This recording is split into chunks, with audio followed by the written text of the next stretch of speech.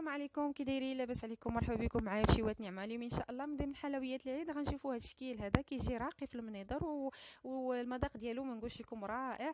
دونك بطبيعه الحال المقادير غادي نحتاج عندي هنايا واحد 500 غرام ديال الكاوكاو اللي محمر ومطحون على هذا الشكل هذا. تقدري تستعملي سيداتي هذاك اللي بالقشور اولا اللي بلا قشور اللي متوفر عندك كما كتشوفوا معايا. المهم هو كانه كيتحمر وكيتطحن مزيان.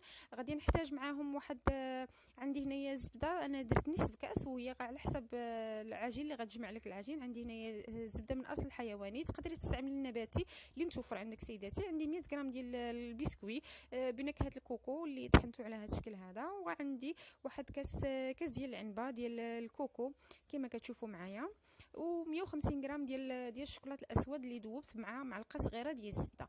دونك على بركه الله، اول حاجه كندير هي غادي نخلط المقادير الجافه. فكنوضع الكاوكاو او الفول السوداني مع البسكوي اي نوع متوفر عندك سيداتي، ماشي بالضروره هذا اللي استعملت انا، والكوكو. صافي كنخلطهم مزيان على هذا الشكل هذا حتى كينسجموا ليا مزيان.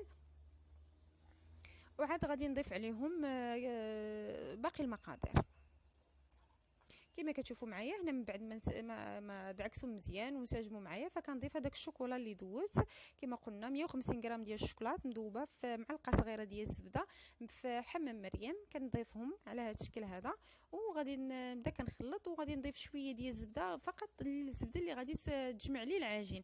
ما كنديرش بزاف ديال الزبده باش داك الكاطو ديالك ما كيجيش ميدم بزاف. فوالا كما كتشوف معايا. فانا هنايا غادي نخدم بيدي باش ينسجموا ليا دوك المقادير اللي درت مزيان كما كتشوفوا معايا.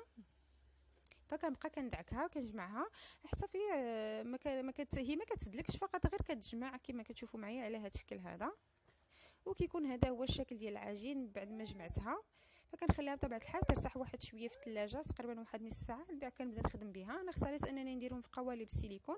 سينو سيداتي لما كانوش متوفرين عندك فكديريهم كويرات وكتديري لهم شويه ديال الشوكولا من الفوق، وتقدري تقدميهم بكل بساطه. ماشي بالضروره انك ديريهم في هاد القوالب هادو اللي متوفر عندك سيداتي، هي فقط كفكره كتجي الفكره زوينه وراقيه في التقديم. دونك فوالا انا كنعمر هاد القوالب هادو على هاد الشكل هذا، وغادي ندخلهم للمجمد باش يقبطوا في راسهم. وعاد غادي نكمل التزيين ديالهم بالشوكولا الذائبه.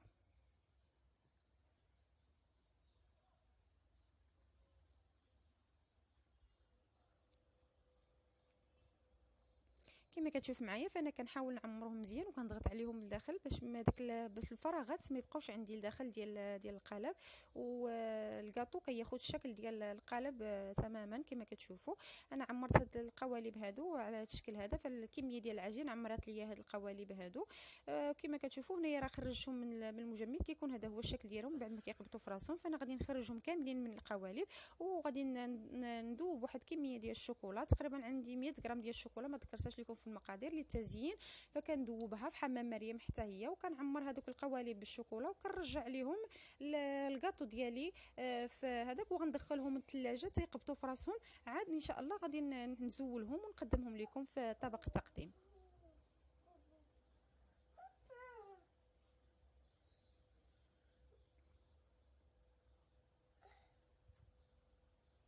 كما كتشوف معايا هذا هو الشكل ديالهم، كيجي الشكل ديالهم حلو زوين راقي في التقديم.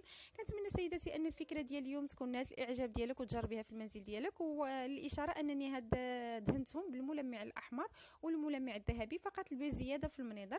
كنتمنى ان الفكره ديال اليوم تكون نالت الاعجاب ديالك وتجربيها في المنزل ديالك. وبطبيعه الحال ما تنساوش الاشتراك في القناه والضغط على الجرس باش يوصلكم الجديد.